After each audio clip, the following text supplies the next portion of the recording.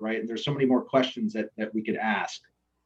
And so we sort of use that as we use the initial budget that we developed a year plus ago as original sort of motivation to try to assess, how much of what's actually being harvested and removed from Maine's forest is actually ending up in products, and sort of how are those products decaying over time. But the last couple months, sort of largely due to maybe sort of what Grant talked about, it spurred us on to do a bit more above and beyond sort of what was in that budget. So so we're going to just sort of go through some of the phases there. Jeremy has kind of said, well, Adam, you take it away. I'll just listen in. Keep telling Jeremy that credit should be really given to him as well. If anything, he's done a lot of these calculations and pushed me to think a lot harder in this space. But that being said, all these results are preliminary or illustrative and don't represent the position of the Maine Forest Service or the state DEP or anything like that. So there's my caveat disclaimer. Okay, so when we think about harvested wood products, you kind of have to think about the harvested wood product cycle in general. I'm going to note that a lot of this info that I'm drawing from comes from Jim Smith and colleagues at the Forest Service.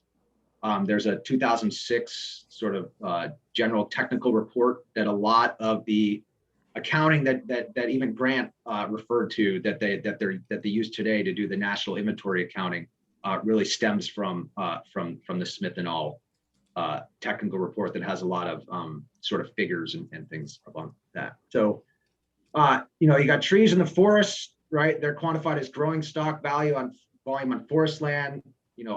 A lot of the discussion in the last class or last group discussion and subsequent to that has been all about sort of how do we measure carbon in the forest, right? You then harvest and remove some of that timber from the forest, right? It can be classified as industrial roundwood, all right? So this is often what we think of softwood, hardwood, saw logs, or pulpwood, and that's sort of the grade that often we sort of think about in that case.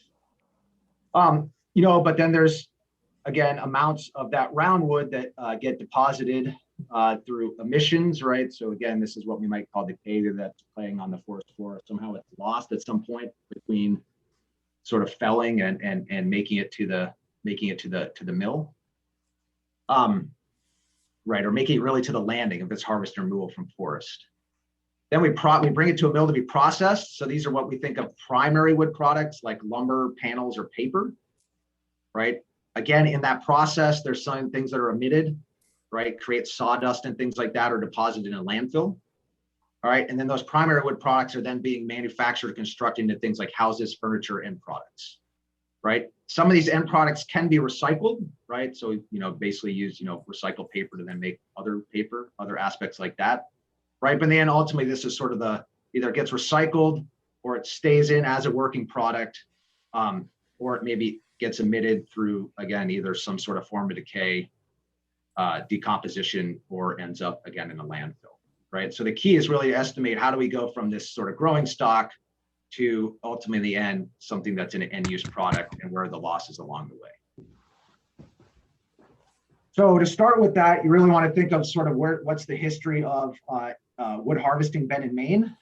So this is a figure that I got shared with you. So I don't know if Ken developed this, or I think maybe I got this from Dawn.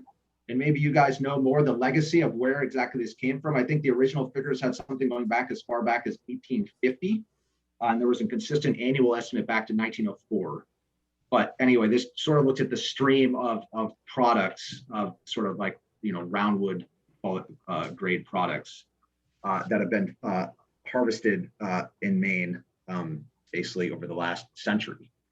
And so the key here, again, is you can look at sort of, there's 4 grades that sort of are measured these days. So it's biomass chips, firewood, and then pulpwood and saw logs. And so from a secure harvested wood product perspective, the biomass chips and firewood, these are things that in a sort of a carbon accounting perspective, those are just immediately go to what we call decay. It's just basically they're felled, they're turned into that product, and then they're assumed to be combusted in that same year and emitted to the atmosphere. It just sort of disappears from the carbon pool. So that means the stuff that we're really focused on in this analysis is this pulpwood and saw logs that are basically being turned into a mix of products, landfill, and then they're also decaying over time. So you need to keep track of those, essentially those three pools over time. And I'll get in a little bit what exactly I mean by decay.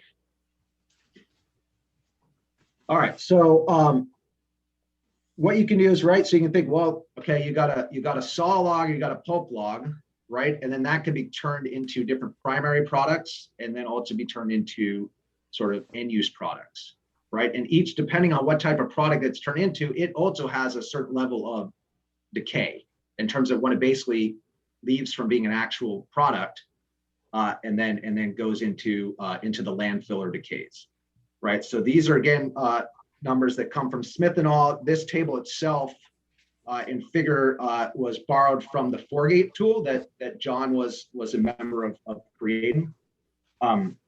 So I just like the way it's presented. I think it's pretty clear and concise. But the key, the half-life of the different products, you know, a saw log, what it's converted into, and then as a primary use, and then when it's actually ultimately used as an end use, has an important aspect on what basically level decay we can assume under that, right? And so, you know, you can things like stuff that's like shipping paper, right? The real pulp grade products, those are the things that decay really fast, right? And we can all sort of seems reasonable, right?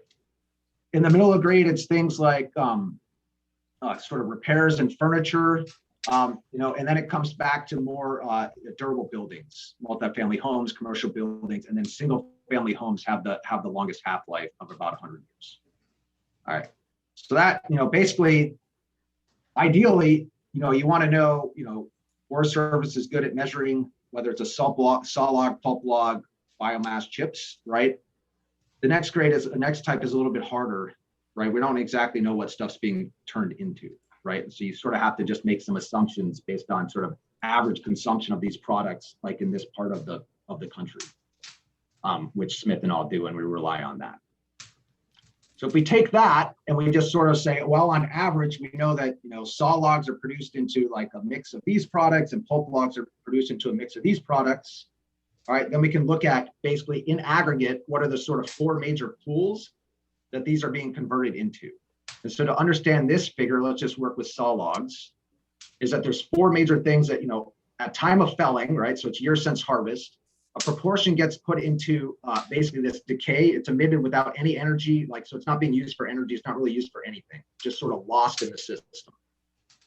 Then there's roughly 25% that's basically used as energy. So you could probably think about this as like, you know, sawdust, chips, things like that in the processing process that basically can be combusted through either combined heat or power, pelletized, co-fired, something like that.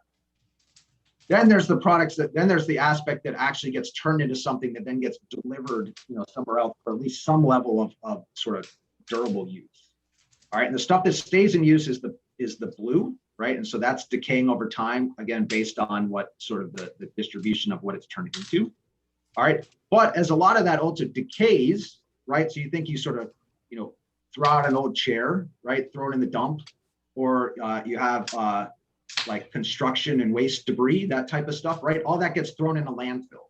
So a lot of this that it's essentially decaying from use is actually being deposited in a landfill. So the total pool in harvested wood products is a mix of what's currently in use and that was in use at some point and then deposited into the landfill, right? And so we can get sort of credit for the carbon in those two pools, right? Because it's still actually storing something. Whereas this stuff that's either decayed naturally or been combusted, right, that's gone back to the atmosphere.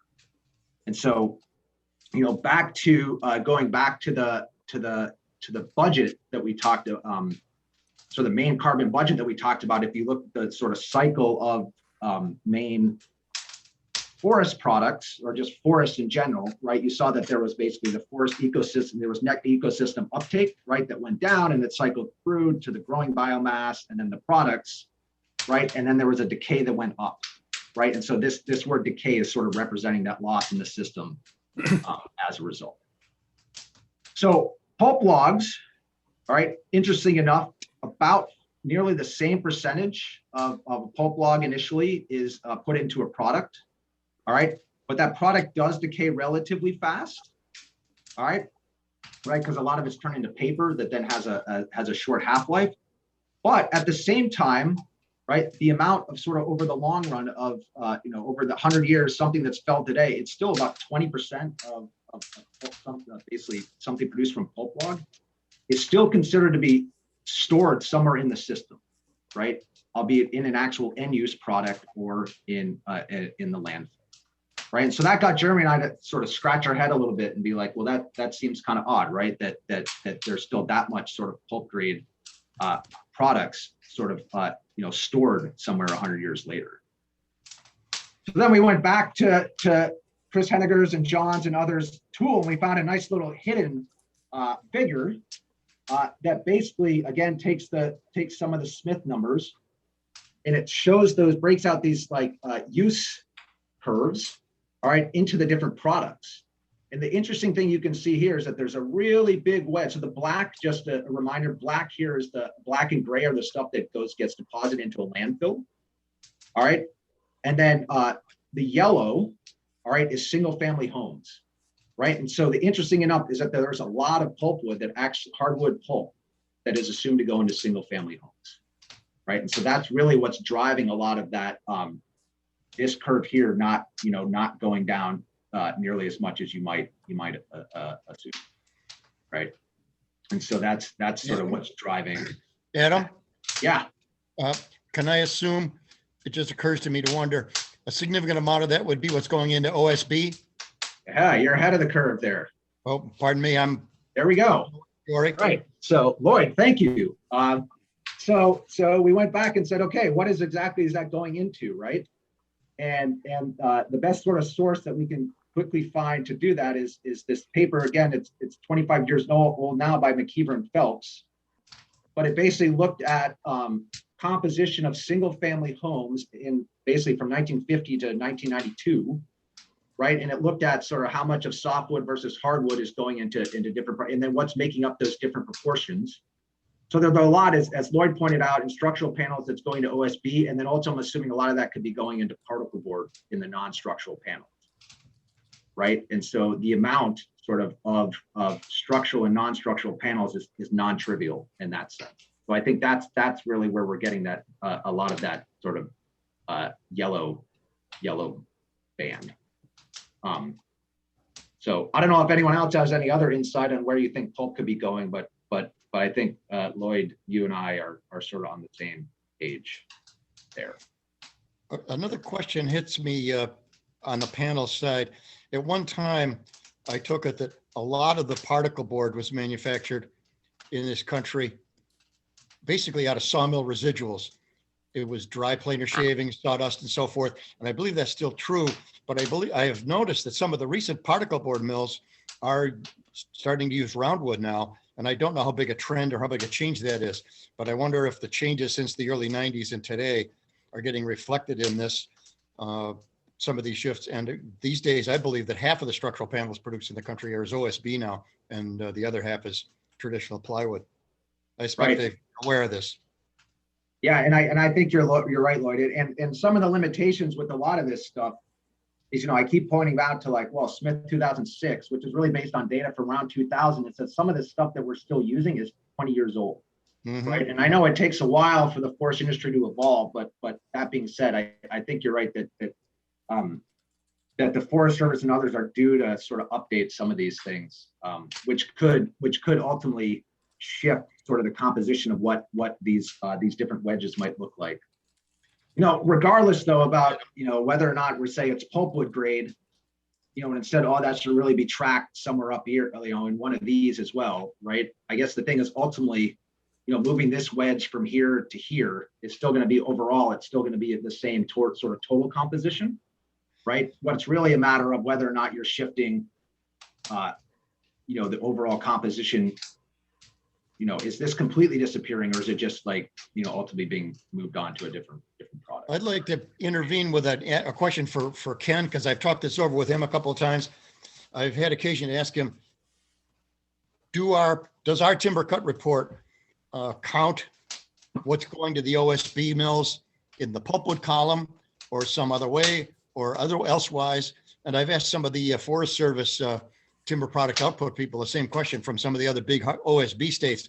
And I'm not sure I remember what the answer is. I wonder if the audience would like to hear from Ken with what he thinks about that. I was just going to chime in with that direct comment. Based on my knowledge, the two OSB plants in Maine report their wood processing volume as saw timber. Ah. Right. So then that suggests that the numbers I'm going to show you later are essentially maybe overestimating the amount, right? Because we're basically giving too much credit to the pulpwood grade logs, because we are using the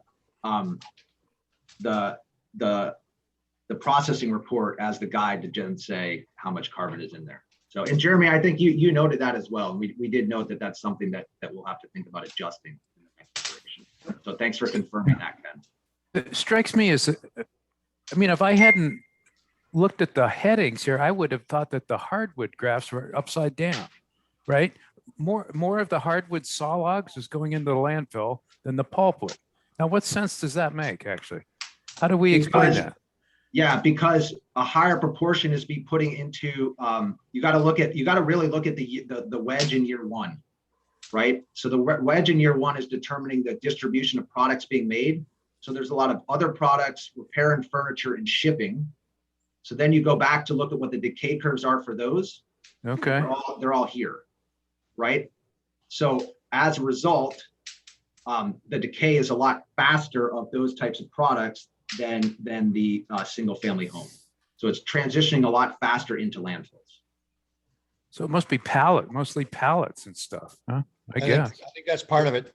Well, I think there are two questions. One is, if you actually take hardwood and make furniture and things out of it, the amount that winds up in the piece of furniture is pretty small, a pretty small percentage of the original lumber. I remember going through a furniture plant up in New Hampshire and asking them, because they bought saw logs and sent finished furniture out the end. So they had it, the full thing under their control. The number they gave me was about 25% of the saw log volume actually goes out in a piece of furniture. Yeah. I was surprised. The other point that I'm sure maybe you're thinking about it, but if you go back to the carbon in a standing tree, never mind the root system, in a standing tree, when you fell that tree, are you accounting for the limbs and things that stay in the woods? Because your chart said the part that left the woods. Are you accounting for that? So this goes back to how, so this isn't, right? So that goes back to what we talked about last month, and that Bob can talk about more, right? We're basically, this stuff that I'm doing now is I'm basically calculating at the mill gate. Yeah. Okay. So right. basically no, Si, that's just not including that. Okay. All right. Yeah. So that's good to know, but that's a significant amount of carbon that was there. Yeah. That immediately goes into the decay pile that is not accounted for in your accounting. Well, we can show you that, but let's move on here with the products. Yeah. But the key is that's the key is to capture. Yeah, you got to make sure if you're doing the full budget that you're adequately capturing it at some point, right? And we had a long conversation about where it should be captured, and also about what do you truly count as removals, and how much of the removals actually make it to the.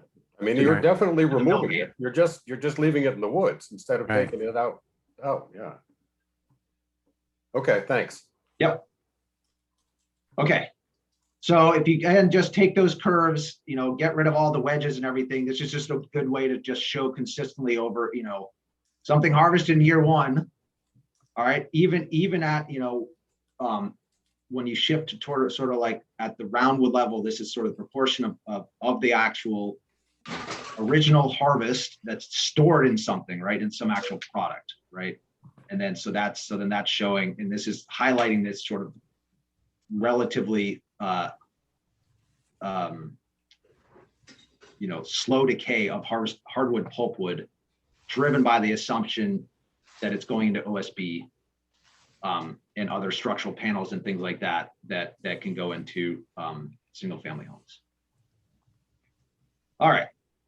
So if you got a one again, then the thing you can do is say, okay, well, let's take those decay curves, stack them back up again, and just ultimately look at, I think this is looking at, I think this is around the 2016 number, something around, or maybe the average over sort of about 10 years of how much carbon is in Maine's harvested wood products, right? After you account for that sort of decay, right? So this is looking at tons of carbon per year at something felled. I think it must be average over 2006 to 2016. Or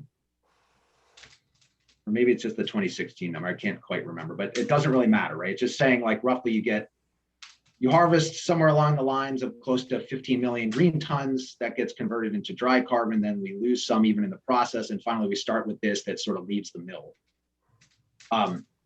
And then that's going to decay over time, right? And so this is a combination of something that's in wood products or the landfill, but it's something that's still being stored in some sort of pool. It hasn't gone back to the atmosphere yet. All right, and then depending on what you're measuring and at what point you're taking that slice from, the proportion of harvested carbon, right, is going to come up with a different number, right? And this showing is how with the focus of decay, those dynamics matter. And so, on average, about 30, over 100 years, I guess if you just take an average, you don't do like the slice, it's something, and it's sort of every year is weighted evenly. It's about 39% of a saw log get it, basically the carbon in the actual saw log at the beginning, when you deliver it to the mill, can get accounted for. If you take the slice at 30 years, so you're looking at sort of short to medium run carbon, it's about 40% of the saw log. If you look over 100 years, it's 32%. Pulpwood is between 22 and 28%. And so if you're looking just at harvested wood products, all right, so this is just that stuff that's getting counted as roundwood on the pulp and saw log side, it's between 26 and 32% total, right? If you add back then that other component that gets you the firewood and the biomass chips, that's basically assumed to be combusted or decayed in that given year, right? That's going to give you a higher proportion of total harvest and used, right? This is where I'm just looking at stuff that's getting converted into a wood product. So anyway, so that gets us a 100-year average around 850,000 tons of carbon. So this is an example of sort of how we get close to that figure that we have in our carbon budget, although this is much more sort of updated calculations. So it's not going to add up exactly to that number if you go back to what we did a year and a half ago. All right. So if you want to then look at, the flows of basically over the 100 years, so just sort of like where you go from how much is actually harvested. All right. So if you convert those green tons into carbon of harvested amount, the total harvest is about 2.6 million tons of carbon. All right, this basically then shows where that's getting distributed to over 100 years on average. All right, yeah, and then so it's basically, long-lasting saw log products, long-lasting pulp products. So those are things that are still considered in the product stream after 100 years. All right, so it's roughly, what is that, 0.45 million tons, right? So it's roughly 20%. All right, the landfill is getting you another sort of 15%, right? Roughly just short of 1 million tons of carbon are being used for energy, according again to the Smith approach. And then another sort of, quick math, 25% is basically just getting no use at all, is decay, lost somewhere along the lines. Again, if you're just using sort of the Smith and all approach that the Forest Service is using to do the national level inventory.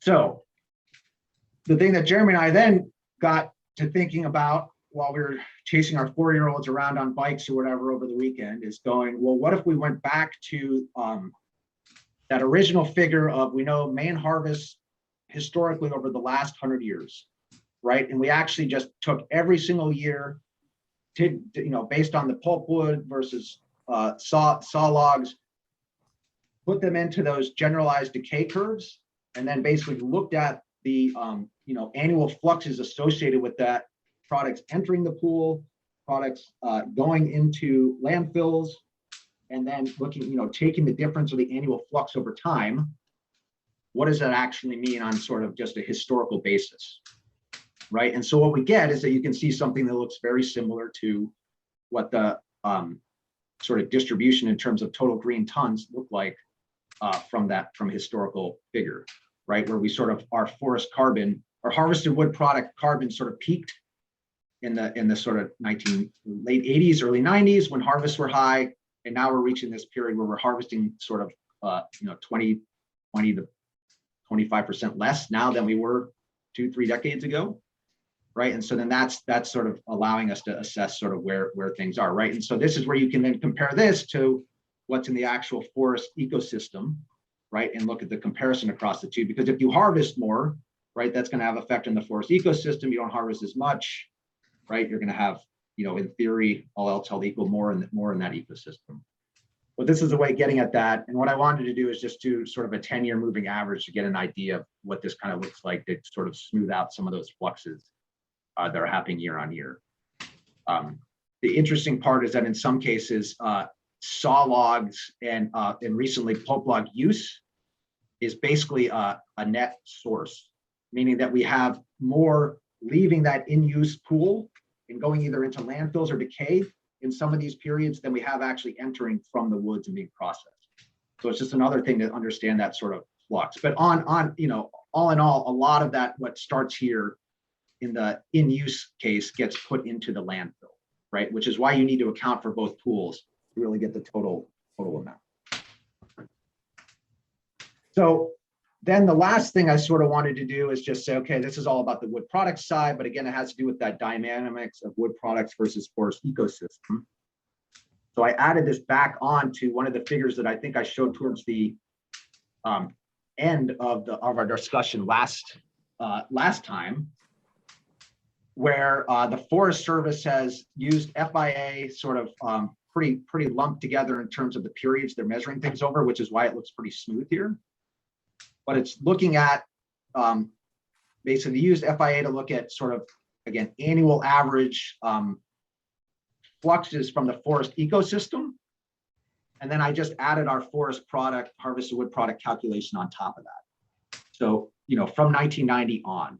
So what it's showing, this forest ecosystem that's coming from the Forest Service, right? So it's showing, a bulk of the annual flux or additional sequestration is coming from above ground biomass. Roughly, and if you average this over, that's what this figure is here, to sort of look at that over the net last, I guess it's close to 30 years.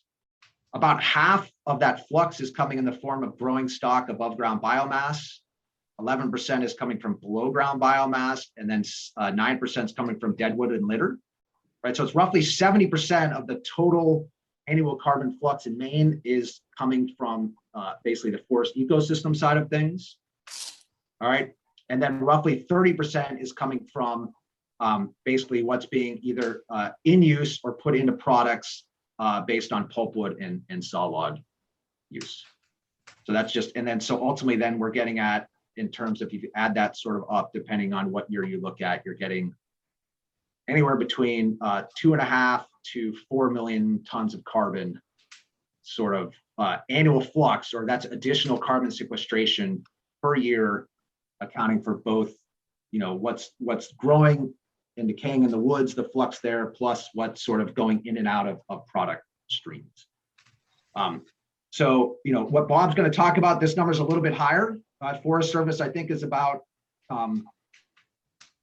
probably maybe 15%-ish higher than what Bob's estimate, but it's all every which way we'll cut it, which I think Bob will get at. We're somewhat in the ballpark, plus or minus 20%, but we're all around that. It's a significant thing at this point in time. But anyway, that's the caveat there. Adam, this is Danny. Yep, go ahead. Oh, just wanted to ask a question about that slash that's left in the woods, which is not accounted for, I guess, in your model, except if it comes out in a chipping operation and goes into biomass. Then it would probably be counted, right? Right, but we got to count it on both sides. Right, but Right. In any case, is there any consensus on, well, the chips obviously get burned out, and so the the emissions are instantaneous or that same year. Is there any consensus about what the half-life is of the slash? If it's just less to, I've seen a lot of different estimates, all of which seem quite long, like, 50 years or the half-life of the carbon on slash. Is there anything that we know more precise than that? I knew that a while ago, and I don't want to misquote. You're probably right, Danny, closer to that, but Bob or others, you might have some insight. Yeah, Ivan could comment here too, but I think it's basically modeled as it's a negative exponential decay, probably averaging about 3% a year, but it's highly species dependent. Things like aspen is going to be all gone in like what, 10 or 15 years. Cedar is going to be around for decades. So, but it's just the same decay curves you're showing for these products, right? Almost, it's the same way. Of course, there's more coming in too. So it's not what's just rotting away. It's what's dying and being input. And what I've found from the FIA is that actually there's a net increase in the deadwood pool, not a decline. So the input from dead trees is actually now exceeding decay, apparently. And I get that from the stock change, right? If you look at what it was 10 years ago versus now, there's more dead wood in the forest than there was if you count the standing dead and the down. So I don't know if that's a good news story or not. It's storing carbon, but it's an awful lot of dead trees out there. So it doesn't say much about the health of the forest. I can show you the numbers in a minute, but yeah. And as you noted, Bob, it's decaying. It's not adding anymore to right. it, right? Yeah. But it's also not disappearing at the same rate as if you just pulled it out of the forest and combusted. The only case where it's a one-way process is in land use change, right? Where the carbon decays and that's it, right? We're not replacing it with the forest is gone. So that is a loss, but that's relatively small. Adam, these two charts give me an idea that had never occurred to me before. Here, you've shown us the annual flux, which is what you're trying to measure. But wouldn't it be interesting to compare the total stock of all of this that's out there in the world as it is accumulated over time and compare that with the volume of carbon that's in the forest itself? Yeah, well, and Jeremy does have There is a chart, it in the right? email. The email that I sent. It was in the email. Right, but the issue with harvested wood products, it's like you always have to start from some year where the stock is zero, right? And so that's where it like I feel pretty comfortable now, right? So we're 100 years in to whatever that is, but that it always looks like it's growing because you're always starting from a different spot, whereas the inventory of a forest already starts really high because you can physically go out and measure, which the way we measure products is that we measure them as they come out. We don't go around and count I guess you can go around and count every house and stuff and try to estimate what that is, but yeah. But the fact is, we know how many houses there are in the country. Yeah. And it would be intriguing to be able to compare what is in the stock of, now you'd have to compare it year by year, and you might not want to use those averages averaging over 100 years. Yep. To do the thing I'm talking about. Yeah. But it would just be kind of instructive to be able to say, okay, from all of the timber that's been cut out of the Maine forest since 1920, this is the amount of it that's still out there being used somehow. Yeah, and I think it's like in that email, I think it's 60 to 70 million tons, right? Something like that, maybe. Anyway, we can go look at that after the fact, but you're right. I mean, basically, yeah, just take the integral under this, right? And that's something like that. Yep.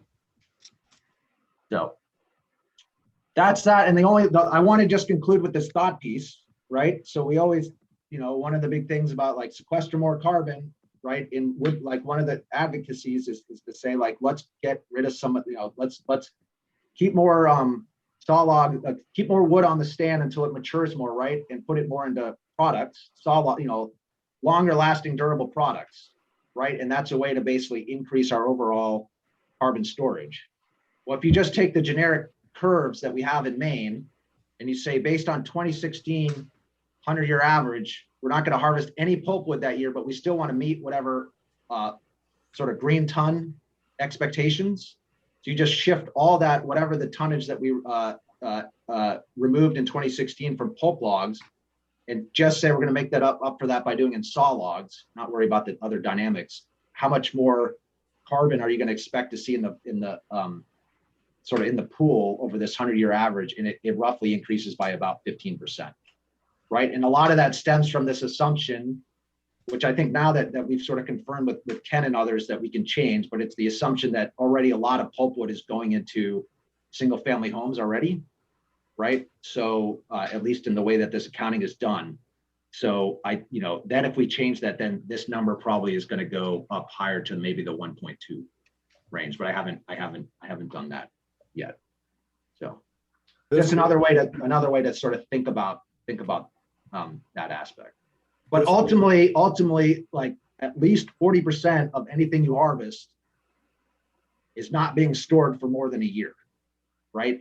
So that's the other thing to take into account, is that it is not like a pure solution, right? Unless you maybe want to cut a bunch of logs, limbs and all, and just sink them to the bottom of Moosehead, right? That's how you can enhance the overall storage. Might not have a lot of utility in terms of consumption, right? But we can at least ensure that a higher proportion of that log that's taken off the stand is gonna have its carbon sort of not decaying at the same rate as it's put into the product. So one of the interesting things that floats around here is that, well, if we just grow it longer, it's going to turn into something else. There's a big hole in that. If you look on the softwood side, that's probably true. If you look on the hardwood side, it's not. We used to track the percentage of harvests in hardwood stands. We could never really get more than 20% of the volume in sawlogs, no matter how hard we looked at that point. On the softwood side, you could get about 60% in sawlogs. And so this idea that if you grow a poorly formed tree longer, it's magically going to turn into a sawlog, it isn't. And we don't want that floating around, because it's just not true. If you want to put a lot of work into it, and pre-commercial work and choosing your crop trees and all that, there's an argument there with cost, but just leaving it to grow longer doesn't get you more quality wood on the hardwood side. Well, the even more discouraging is the fact that even if we did do that, very little of it goes into long-term storage. That's the real problem here. Right, right. So, I'm just astonished by that top right panel there. Right. Well, it shows you really need to push sort of the OSB side, the deconstructed and reconstructed into a long-term product, rather than trying to start out with a piece of solid wood. I got 200-year-old furniture, which is great, but Yeah. That's not the way to go. Is what you're saying, that if you've got a pallet log, it'll always be a pallet log no matter how long you grow it? Exactly. Or if it's firewood, walk through the hardwood stands, just walk through hardwood stands and look at them and say, which of these trees is ever going to be a sawlog? It's a discouragingly small percentage. Yeah. But Bob and Cy, could you do things silviculturally to move the stand to better quality, better formed hardwoods over the longer term? Yeah, if you looked at that graph for Pennsylvania or New York, I doubt if it would be the same, right? You'd have much higher quality timber. Could be, but I mean, I don't know what it would be. It may still be it may not be what we imagine that it could be. I don't know. Yeah, so this is for the northeast region of so this is a region 9 curve, which so it even it's averaging over stands down there, right? Yeah, I mean there's a huge difference. If you go from Maine hardwood stands and go over into Vermont, your eyes bug out of your head, and then you go down. Yeah, but that's even more surprising. Yeah, it's calcium in the soil. All of a sudden, the trees are twice as tall. But yes, to John's point, yes, that's what I said. You could go in early and start to select your crop trees and really be nice to them over time. And you can gain a higher percentage of logs, and that's largely by removing all of the ones that aren't sawlogs early. So the remaining growing space is taken up by better formed trees. It's expensive. And there's correspondingly less carbon standing around while that's going on. That's correct. They carry a total lower stocking tons per acre of carbon or wood, or however we want to do it. Some of the stands I've looked at were in oak that were being managed that way. The people managing really didn't pay attention to basal area, but when you pushed them, they could give you an answer. They were running those oak stands between about 60 and 80 square feet of basal area. They'd cut them back to 60, grow them to 80, cut them back to 60, grow them to 80 for high quality oak.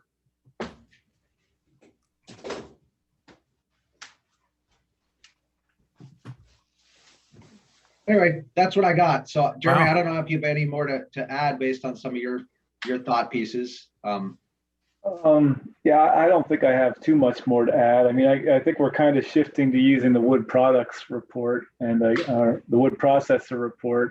But Smith also, there are two ways that you can use Smith, and that's starting with the growing stock or starting with the wood processor report or something similar, and you get pretty different answers. I think, Bob, when you were going through this too, trying to get at the FIA removals and trying to compare that to the MFS wood processor report, there's a little bit of a accounting you have to do there, and maybe some of the gray area still there too. So if we use the wood processor report, we might have a slightly low estimate. If we use growing stock as per Smith, I think we're going to have a higher estimate, but there's still more to do in there to sort of figure out what the best starting point is with that.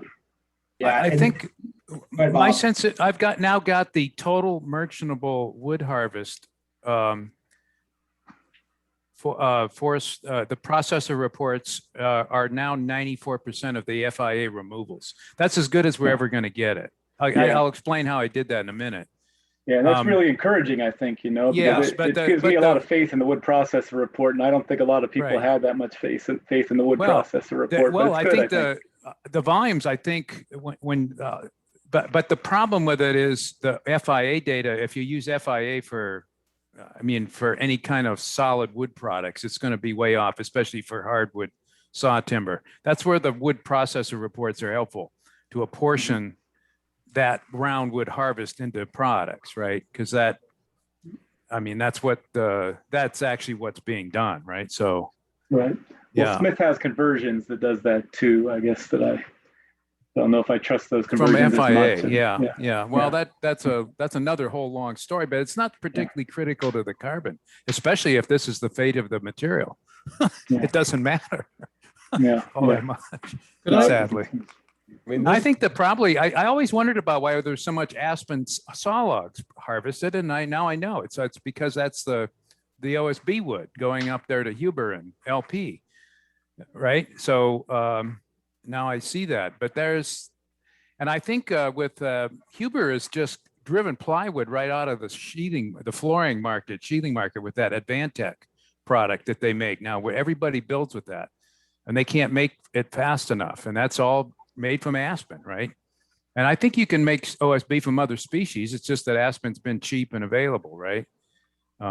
So panels. I'm surprised at the plywood, softwood plywood. Where would that be? We don't make any in Maine, of course, I guess. So it's not a player for us.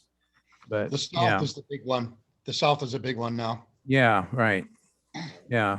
Right, and what counts as a saw log keeps changing with Irving's, technology down to a 5-inch top. A saw log to a 12-foot piece to a 5-inch top is a saw log. You can sell as a saw log. 5-inch. I think it's like 3.5 inch. Yeah, that's just amazing. Yeah. So, Yeah. There's no roundwood pulpwood anymore. It's John, off. it really comes John, I down think to you're what- waiting to chime in. No, go.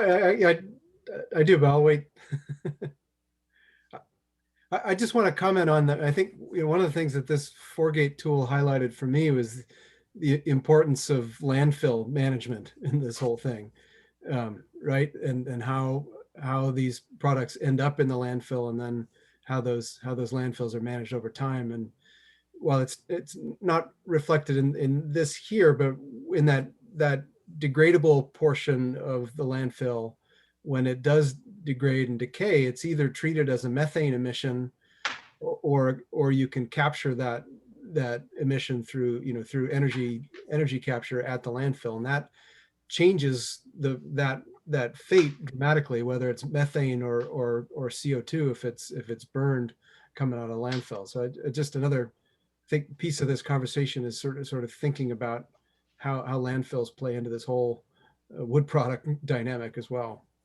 Well, I would just going to chime in to following on John's comment. I'm sitting here sort of amazed at the amount that's coming out of the woods that is going to a landfill, and cumulatively what that means over time, the cost of managing the landfill. I don't know the tech between the degradable, non-degradable as to how it feeds into, for example, methane production.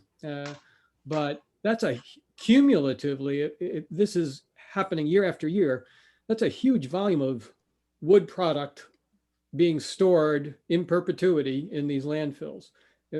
Am I overestimating the importance of that? It's like it's a black hole. It goes on forever.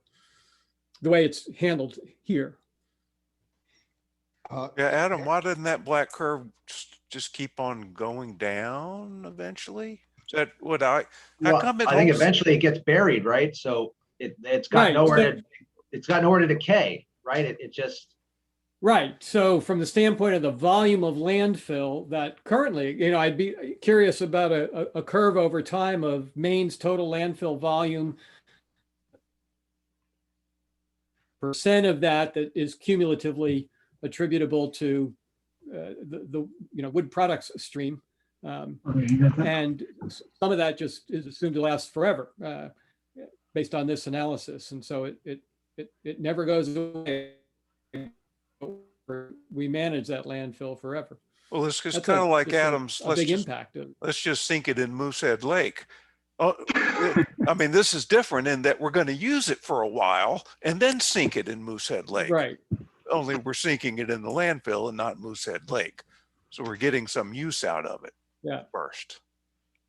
Yeah, I'm not questioning it. I'm just struck by the implied volume here.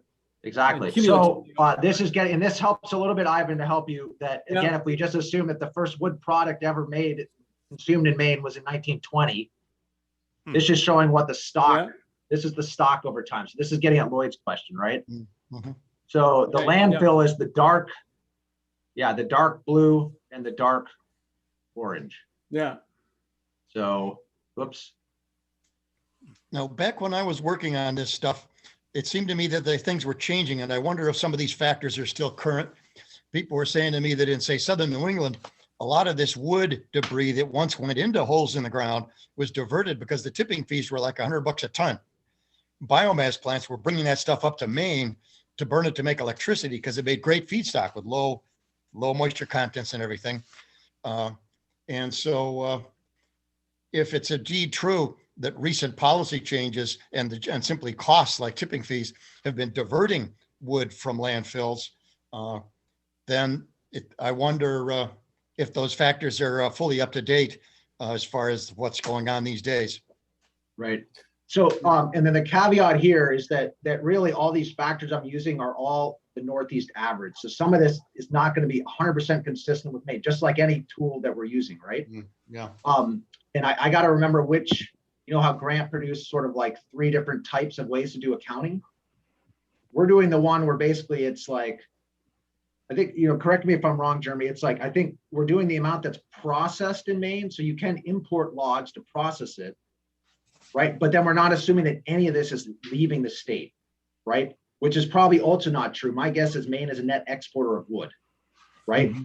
Which means actually, buildings down in Massachusetts and stuff like that are actually storing some of the wood that we're accounting for on this figure.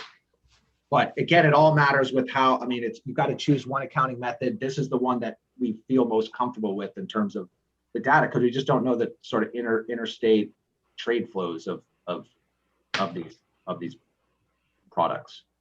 But it's another caveat there as well.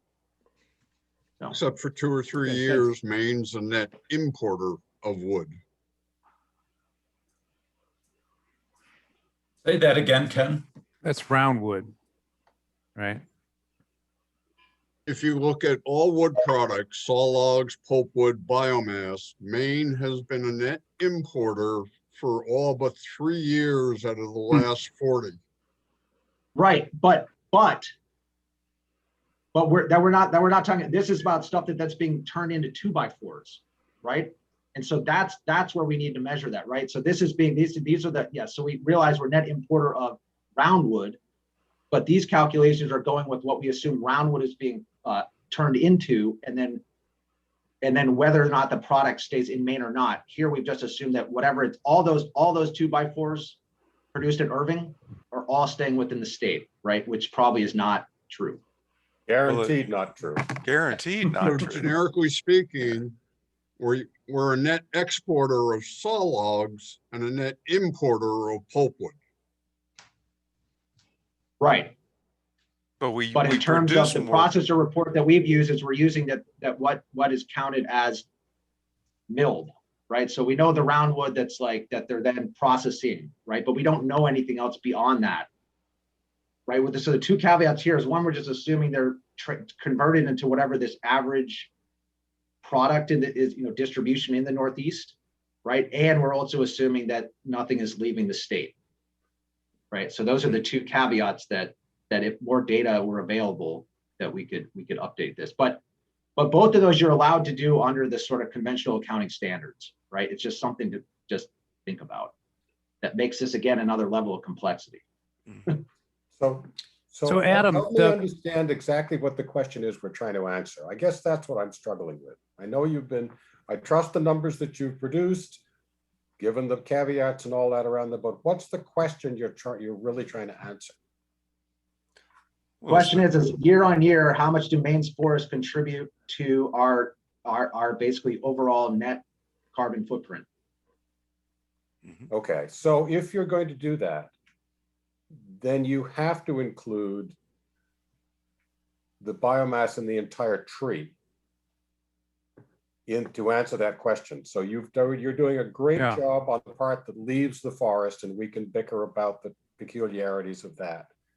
But the piece that's missing in your work, I'm not criticizing, it's just it's not within your work, is the part that never leaves the forest.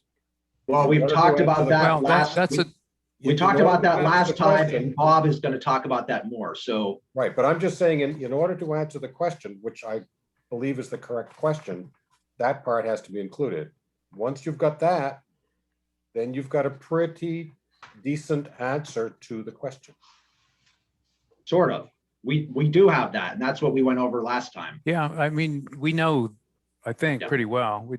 But the question I have is that we can only really stop at roundwood. We don't know actually how much wood is being put on pallets and driven out of the state, right? So we might be overestimating the actual amount within the state under this HWP category, is what I'm getting at. Overestimating. Right. Okay.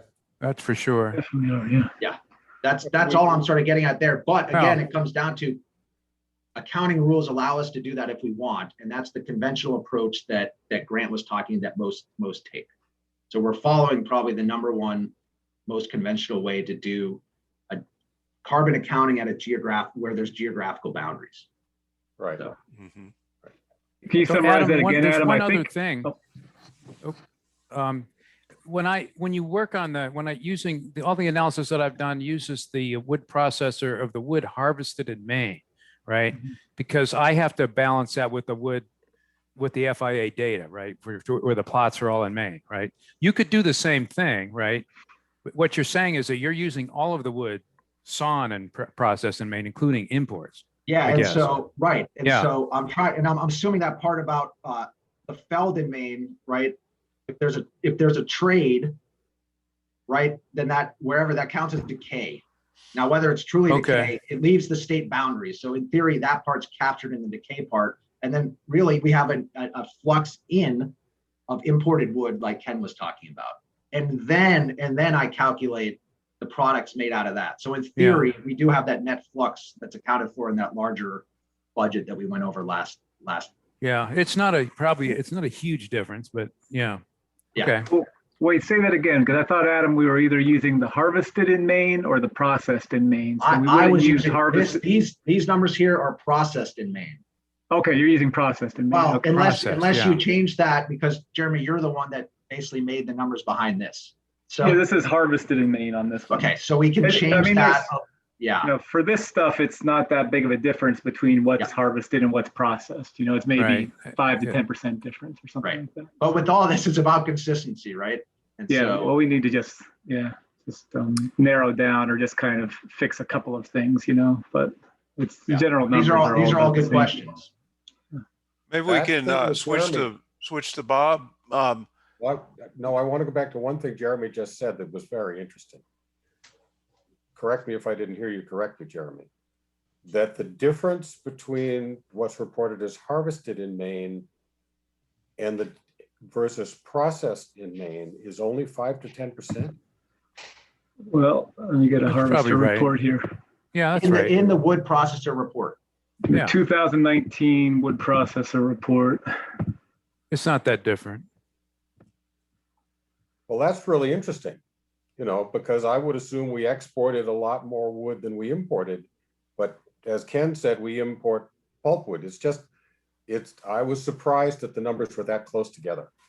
Yeah, in 2019, we processed 14.2 and harvested 13.0. That's actually more, that's green tons. So that's more than previous years, but so maybe a little bit more than, Okay. well, that'd be 5 to 10%, right?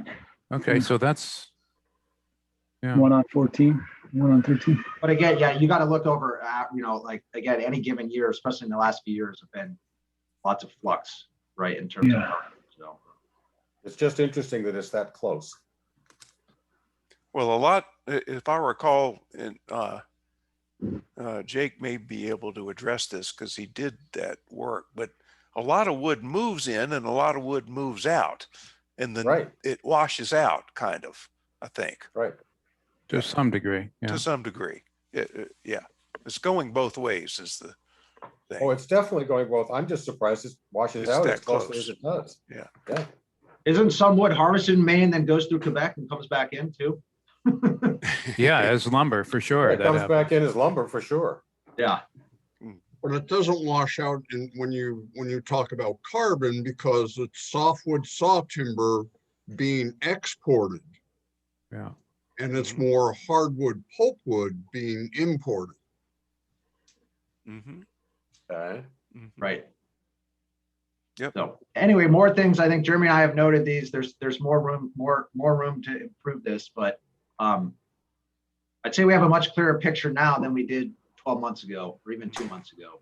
So Well, it There's looks like progress. your number, Adam, is very similar. It's slightly higher, but that you got about 800,000 tons, right, of Yep. yeah, carbon. And before you were using 755. So Yep. that's not going to change much, right? So that's, no, that's and that's the thing is Jeremy and I have tried like 5 different ways to do it, and we usually Yeah. get close we come up with plus or minus 20%, which in the grand scheme of things is a couple 100,000 tons at most, which is not a lot compared to the 17, 18 million tons overall that's emitted every year. So there's always, I mean, with estimates, there's always going to be some margin of error and different methods you're using, but overall, probably going to stay consistently around this.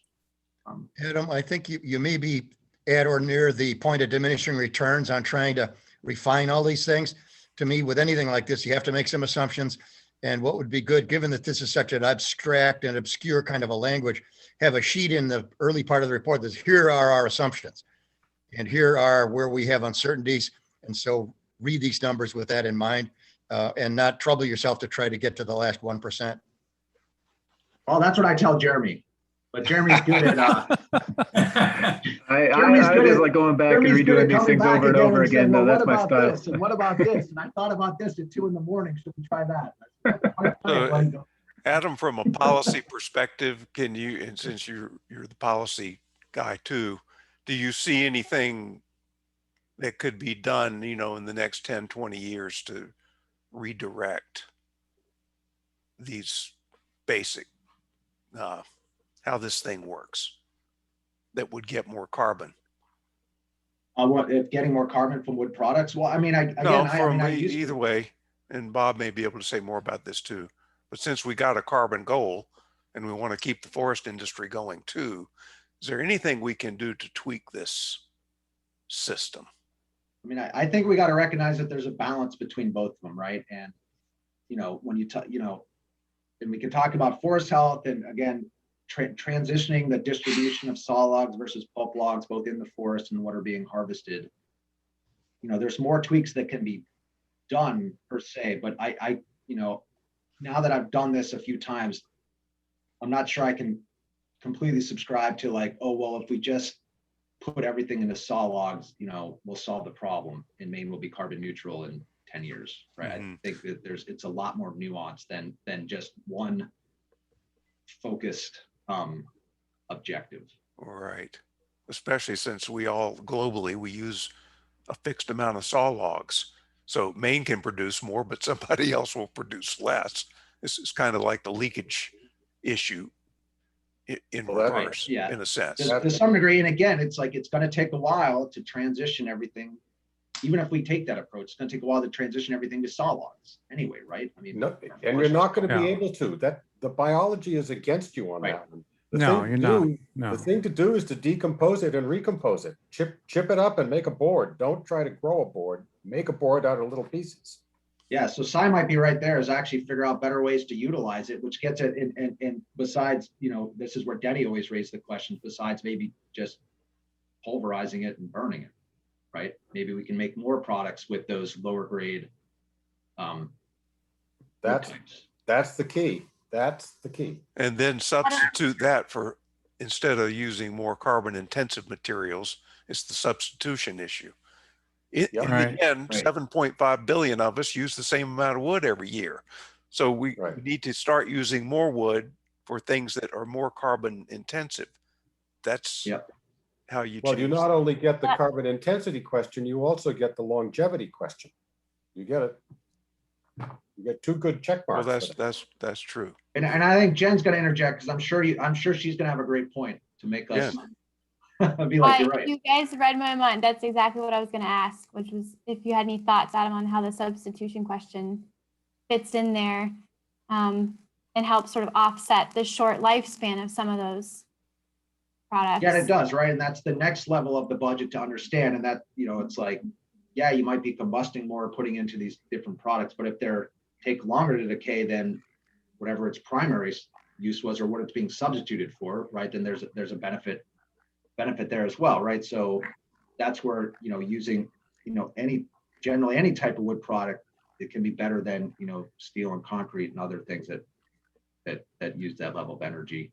And I think it comes down to what we were talking about, how, technologies like what Irving are using, right? You can get longer lasting wood products out of smaller diameter trees, right? So investing in more of that technology might be another way to go to where you can take advantage of lower, to some degree, lower grade or just smaller diameter stuff that can go into, single family homes or do more of this panel based stuff might be the case. Or, what GoLogic is looking at with the fiber-based insulation, right? All those types of things maybe are moving in the right direction. So. Right, and the industry's been working on this forever. I mean, it's amazing, all of the window frames that are now made with finger jointed pieces, little pieces of wood that are finger jointed and glued together. That's relatively old technology now, but not that long ago was brand new. So everybody's working on trying to do these things we're talking about. Right, they are, but if you look here, so then that suggests that these curves are wrong, right? If not, we're still saying that there's a lot more room to be better, to utilize wood better than what we are. Yeah, but they're both true. The fact that there are better things to do doesn't make the fact we've done better false. Right.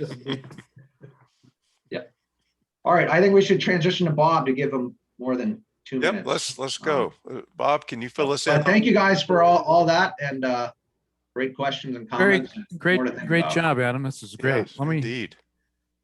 Oh, I can't share yet, so somebody gives me the screen. Hang on, everybody. You should be able to, but hang on. I'll make you a co-host. Okay. And that'll do it. Oh, you got it? You got it. Yep. Can you see our spreadsheet? Yep. All right, I'm going to get rid of, we stared at a spreadsheet for an hour and a half last time, so we don't need to do that anymore. So just to review, a few people weren't involved with this. I made a number of, this is a pretty in-depth analysis of using FIA data to look at the Maine forest carbon budget.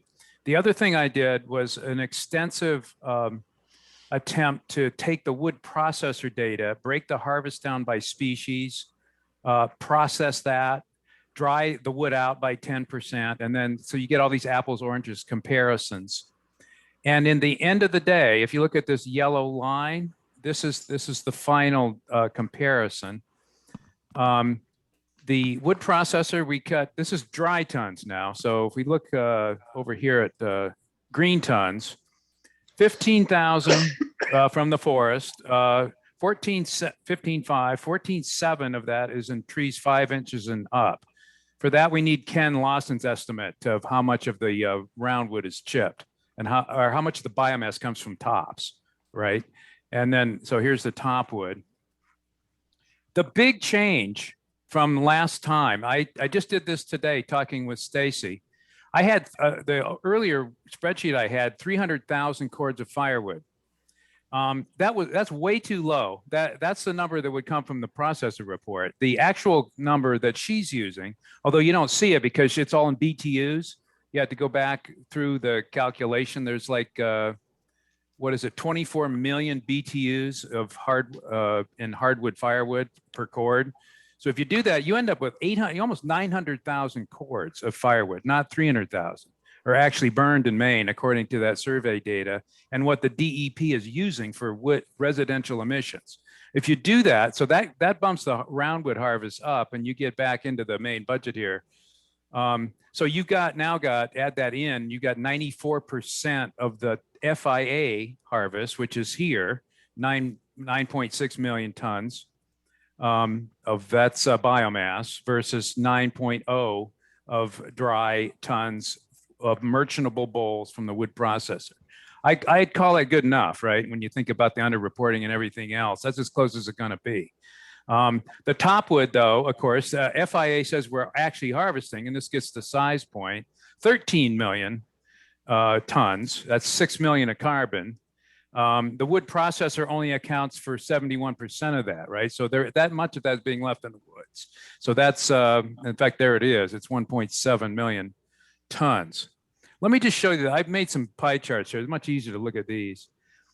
So this is the fate of carbon sequestered annually, biologically. There's roughly 12.5 million tons of gross photosynthesis, right? And this is striking. 4 million of that 12, what, a good third of that is dies, right? Annually, right? So 12 million grows, 4 million dies, and then we cut 7.4 million. That leaves, and we are now growing more than we're harvesting. So we are gaining 1.5 million, roughly, metric tons of carbon annually, okay?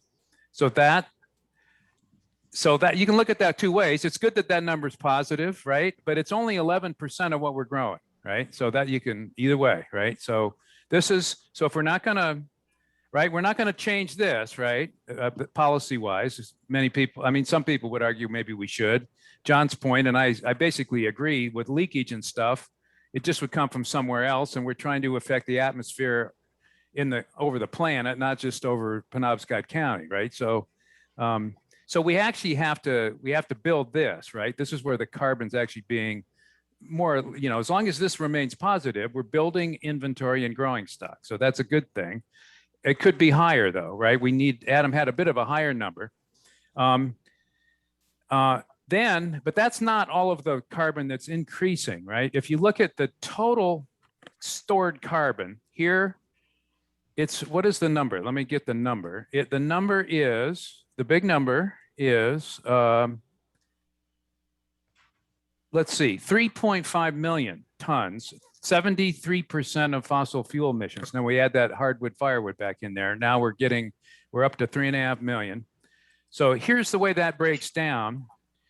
And now this is Adam's old number. So here's this, the biggest component of that is in the increase in the growing stock. Of that 3.5 million, 1.1.5 million roughly is in increase in stocking.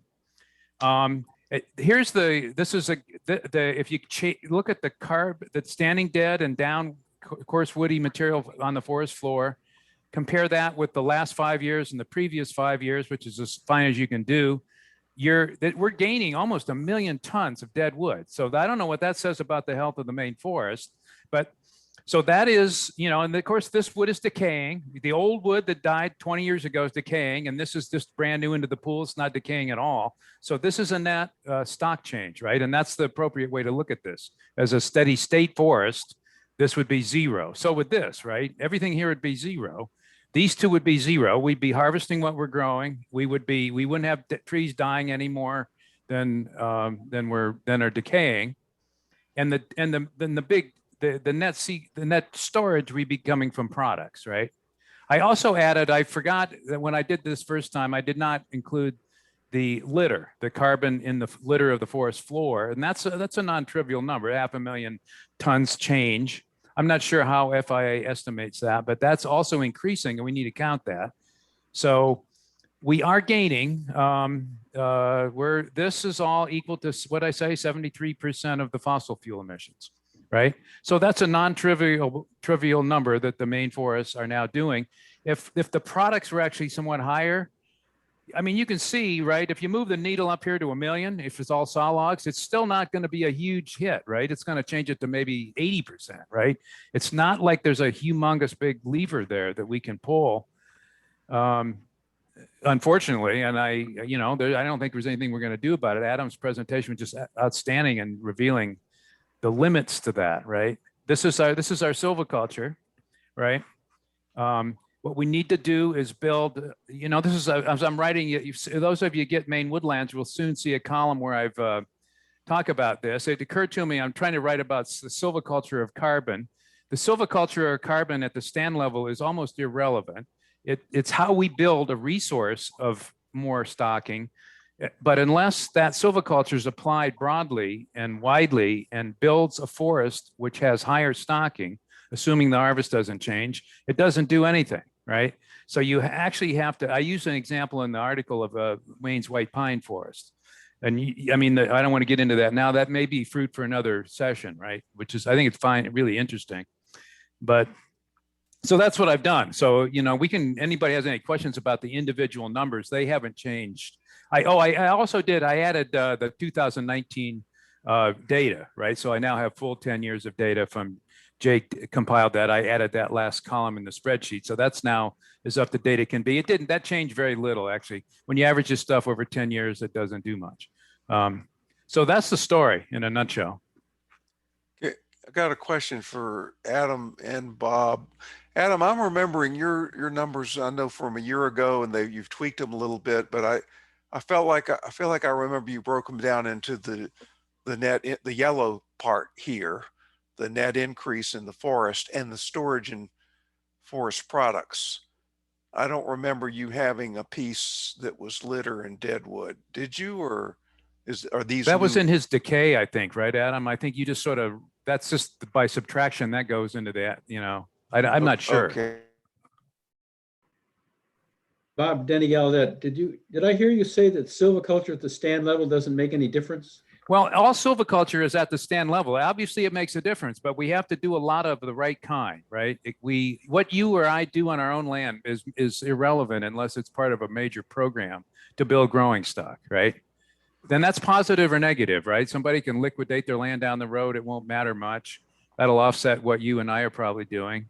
But for example, Irving, by building a 500,000 acre plantation resource of spruce plantations. Now, it'd be even better if they grew those on longer rotations. But even with that, as Adam's work has shown, and it's very clear.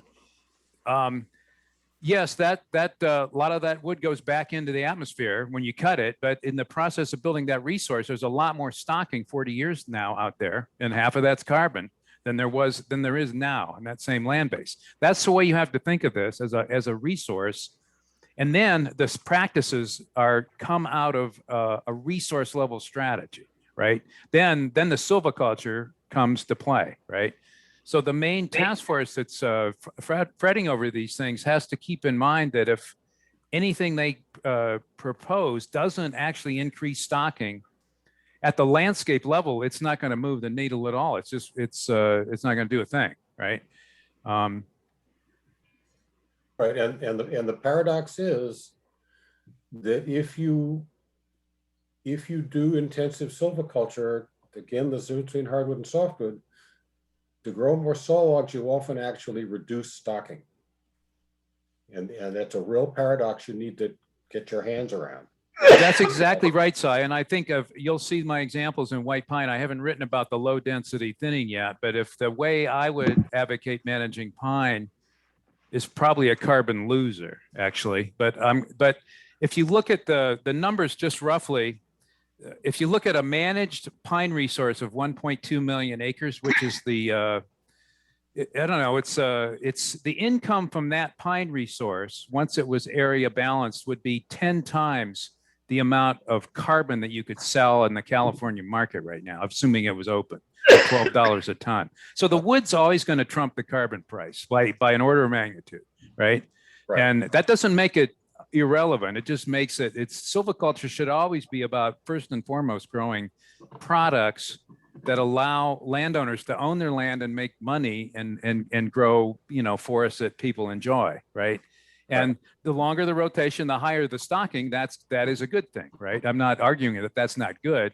It's just that, with the leakage thing, if there's so much pulpwood being cut in Maine, right, and it's going to come from somewhere, we actually have to increase the growth permanently on large areas, right? So we have to think that way, right? And it's very different. I'm so accustomed, we're all accustomed as foresters, at least, Lloyd is an economist and Adam.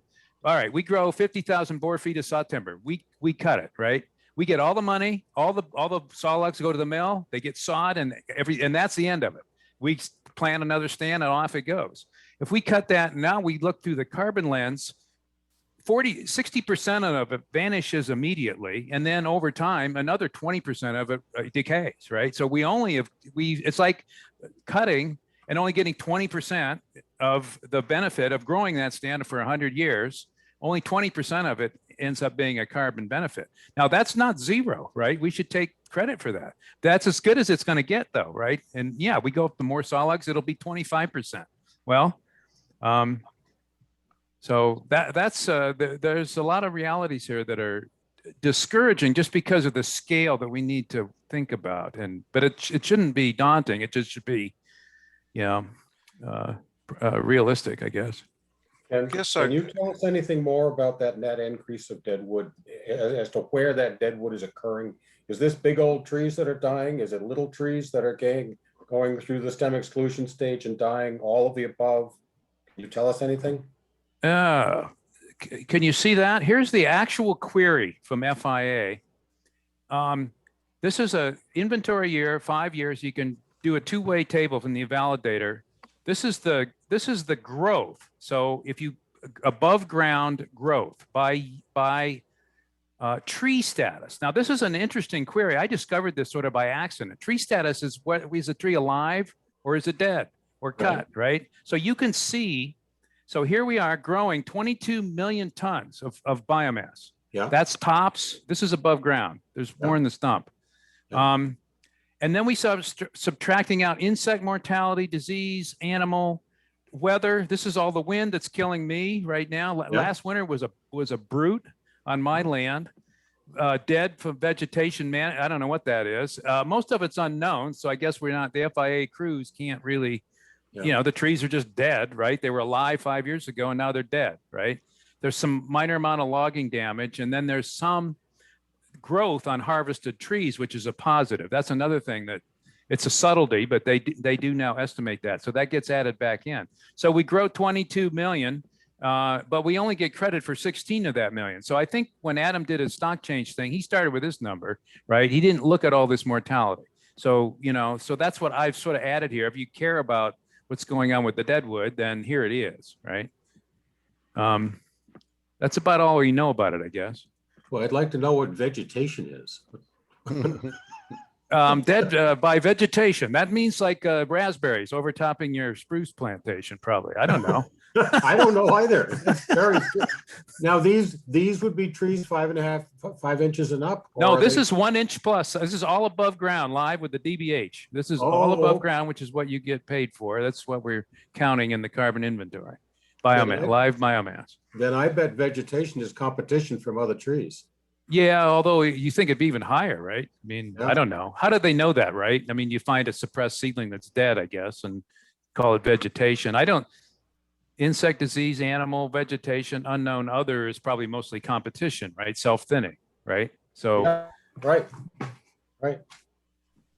Great chart. That's interesting. well, it's fascinating when you dig into this. So it's like now, so if we were going to, one thing about managing, maybe we should think about managing the Maine forest. So a third of what we grow isn't to die every year, right? Right. Maybe that would be a good start.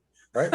It's like, and then like I read in the article, it's like exactly right. Take this out and sink it in the ocean, right? And then we can take credit for this too, right? Instead of giving it back right away. But of course, that's impractical. It's a thought experiment about what's actually happening.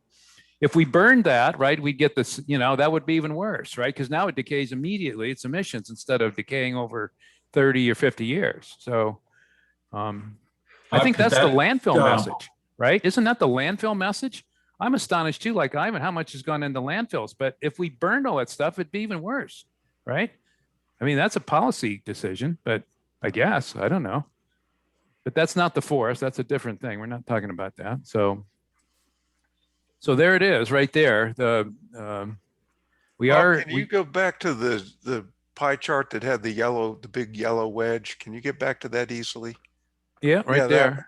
That one, just anybody that can answer this question or help me understand it. Since the so-called 4 Maine project, I think is an industry-led effort, is trying to increase harvest, so where the harvest is closer to the growth, and essentially zero that out. Right. If they did, Adam, wouldn't that be a huge change in the carbon budget of Maine? Since that's the dominant. Of course it would. Yeah. Yeah, it would, right? And Yeah. I tried to get at this because Peter and I were in the same talk for that 4 Maine summit or whatever. And I asked him, I said, well, what exactly do you mean by sustainable? Does it mean that that growth and removals are at a ratio of 1? Mm-hmm. And he said, no, it varies by species and product, but we're generally aiming to be higher than 1. Mm-hmm. But so at least that means that yellow bit is still going to be something above. Yeah. Right. But it's where exactly that's going to be. Right. Right. And as Bob noted, you can still track some of it. Some of that yellow will shift into the blue. Right. Right. But not all of it. It's not a 1-to-1. No. Well, if you go back and look at, and Ken knows this by heart much better than I do, but you look at the total forest inventory in Maine, it got hammered at around 1900. Then there was the budworm and all that. You went into the 1930s with the Depression, and you had a young stand growing and not being cut. You came into the 50s with a big stand and steadily increasing stand. Then you statewide, then you came into the budworm that occurred in the 80s. I was managing towns that were going, but they had so much wood on them, they were going backwards. There was more wood dying. Stands, just the fir dominoing out, the spruce blowing over, going backwards. Then we had all the harvesting in the 80s, 90s, all the land transfers. So we wound up with a younger forest. Now we have a younger forest that's growing like mad. And that's why there's this big yellow chunk. So I don't know what's going to happen going forward, but it's no mystery. There was a time in the past when they had a huge standing inventory that for various reasons went away, and now we have a young standing inventory. Well, that's interesting, Si, because those long-term cycles you're talking about, which happen, and we all understand them, that could, if we get another cycle like that, it could mess up Maine's plan for a carbon budget. That's all I'm saying. And it is, right? And I always try to caveat everything I say with that, is that we're at a point to where, however you want to measure it, we have a lot of carbon accumulating year on year. But at some point, there could be a chance that that's not going to happen anymore, right? For whatever reason, either, you For know, whatever. Yep. yeah. Yep. So Well, that's right. why- These, if you look at the age structure of the spruce fir forest, it is like it was, say, in the probably the 60s right now, and that's non-sustainable, right? Although it's better, it's not as imbalanced as it was then because people have continued to regenerate. Bascahegan, for example, is now got almost a perfectly balanced forest. That's never been true in Maine, right? They finally achieved it, right? And they're now going to build inventory again. So, yeah, there's forming any agenda now that's looking at a substantial increase, and they're talking big numbers, right? In harvest seems to be pretty tone deaf to the carbon policy of the current administration. They may have it reconciled in their own minds. I have not heard that rationale. It would have to, only way you could be done was by just a radical increase of plantation forestry to grow a lot of softwood. That's the one thing we can do well. Bob, I might put it in the reverse, that the administration is tone deaf with respect to what the industry wants to do. Well, They but actually you don't own think the that, carbon. John, how many of the Maine citizens care about climate and how many of them care about the Irving, right? Why do you think the administration is doing what they're doing? No, I know. I'm just saying we don't own the land and somebody else does. So I don't know how you get it. Well, they can, exactly, right. And I think I'm much more worried that harvest is going down, not up, right? With Jay not reopening, that harvest, we just lost a quarter at least of our pulp capacity, maybe more. I don't know. What is it, Lloyd? Something like that. And Yeah, that's a permanent loss, right? And so the harvest is actually just going to go down. It's already gone down this year, and it's going to stay down by a non-trivial amount. And it's caused all kinds of dislocations in the industry, woodlot management. The price of hardwood pulpwood's gone way down. 4 loggers, big contractors, have gone out of business. We should take our stimulus money and buy a new digester for that mill and open it back up. We want to actually do some good. Lloyd wrote a great article in the Maine Woodlot. It's just fascinating, the history of that mill, right? It was like 40 years ago, it's glory days, right? Now it's just gone. So, Don Hagan, on your question about the yellow there and the disconnect between the forestry industry and Maine's carbon budget, we need to remember that the Climate Council is calling for a 80% reduction of emissions from just actual mitigation and only permitting 20% for carbon offsets of any type. So there's quite a bit of room there when you think about it. We're currently sequestering 73% of our carbon emissions, and the Climate Action Plan only calls for 10 to 20%. So it seems to me that the two can coexist fairly easily with that margin of error, unless there's a big decrease in that yellow. Well, you're right, Denny, except for if you continue, and this is what's getting at kind of what Bob was sort of raising about whether or not we're in balance, right? And so the question is, if you take some of the work that we've done in northern Maine, you project that forward based on the current stock of the forest, is that can turn to be a net source in the next sort of 15 years, right? Right. All else held equal, right? So the thing I keep advocating for is that our model that we've done all that detailed stuff on does not have southern Maine where the dynamics are different, right? And we continue to try to source funding to do that. But Jeremy is also working on some Woodstock level stuff that I think can help with that a little bit more that I've offered to help him with. But I don't think we can just say because over the last sort of 10 to 20 years that Maine is in that 60 to 70% range that it's gonna hold. And a lot of it has to do with just the legacy of where we are compared to what happened in the 80s. Mm-hmm. And the other factor here, which we've talked about right from the very beginning, is one way to hold on to that yellow part of that yellow thing is to pay for it. Pay the landowners to sequester the carbon. It can't be.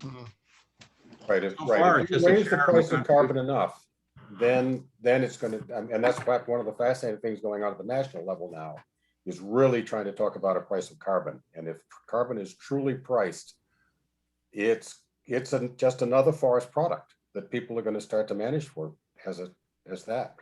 The other point Bob had was this plantation forestry, and that's been looked at by worldwide studies since the 80s, and really interesting conclusions about basically production plantations scattered around the world, large ones, to produce the industrial wood needed, and stepping away from the management of sort of semi-natural forests that we have, and letting them go to producing carbon. It's going to be a very interesting discussion, but plantations are going to be a big part of future wood. So that's a shameless plug to come to my talk next month or next week, where we're going to talk about some more aspects of that and the management implications at a much broader scale, of which plantations do play an important role. Yeah. Adam, All can right. you put that in? Have you got that link handy? Yep. I'm trying to put it in the chat. There's a on the 29th, which is a Thursday, next Yep. Thursday. There's like a all morning seminar on this that Adam's going to be a part of. Maine, NC State, I forgot others. So if you want to spend your morning on carbon, It's noon to 2. noon to 2. Oh, really? Okay. Sorry, I had the times wrong. Anyway, the link's in the chat now. So if you click on that, you can hold that in your browser. So I guess we ought to. Yeah. Go ahead, Adam. Yep. So I mean, the other thing to just keep an eye, in theory, the Biden administration is having this climate summit this week. And in theory, there might be an announcement about the new goals and targets for the US to meet both like kind of 2030 and 2050 climate objectives. And we're hoping that they're going to release some things on the forest side in terms of giving a bit more direction on where they think forests can go. So politics could get involved, and that might not be part of it, but there might be something in that space to keep an eye out on. So if we want plantations in Maine, we go back to Dave Moss. Hello, Dave. You go larch, you go hybrid. Hello, everyone. Yes, larch, white pine. Exactly, larch, white pine, and hybrid poplar. You will crank out the volume and the weight in a plantation setting. Expensive.